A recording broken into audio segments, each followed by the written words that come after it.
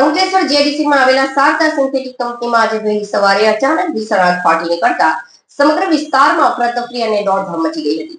ચોમાસાના વરસાદી માહોલ વચ્ચે પણ આગે જોતજોતામાં એટલી વિકરાળ સ્વરૂપ ધારણ કરી લીધું હતું કે કંપનીમાંથી નીકળતી ઊંચી અગ્નિ જ્વાળાઓ અને કાળા ધુમાડાના ગોટે ગોટા કિલોમીટર દૂરથી દ્રશ્યમાન થતા હતા.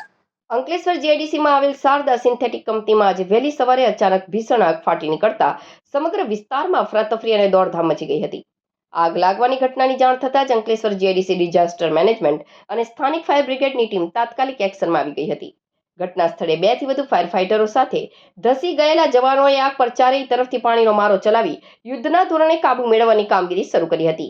કંપનીમાં રહેલા મટીરીયલના કારણે આગ વધુ ભીષણ બની હતી, પરંતુ ફાયર ફાઇટરોની સતત જહેમત બાદ આગને આગળ વધતી અટકાવી લેવામાં આવી હતી અને કલાકોની મુશ્કેલી બાદ આગ સંપૂર્ણ કાબૂમાં આવી હતી. સદનસીબે આ ભયાનક અકસ્માતમાં કોઈ જાનહાનિ કે કોઈ કર્મચારીની ઈજા થઈ હોવાના અહેવાલ નથી, જેને પગલે વહીવટીતંત્રએ રાહતનો શ્વાસ લીધો છે.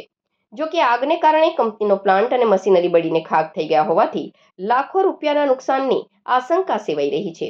પ્રાથમિક માહિતી મુજબ આગ લાગવાનું ચોક્કસ કારણ હજુ સત્તાવાર રીતે જાણી શકાયું નથી, પરંતુ વહેલી સવારે શોર્ટ સર્કિટના કારણે આ દુર્ઘટના ઘટી હોવાનું અનુમાન લગાવવામાં આવી રહ્યું છે. હાલમાં નોટિફાઈડ વિભાગ અને સંબંધિત સત્તાધીશો દ્વારા આગના ચોક્કસ કારણો અને નુકસાનીના આંકડા અંગે ઝીણવટભરી તપાસ હાથ ધરવામાં આવી છે. ફાયર બ્રિગેડની સમયસરની સજગતાને કારણે મોટી હોનારત ટળી ગઈ છે.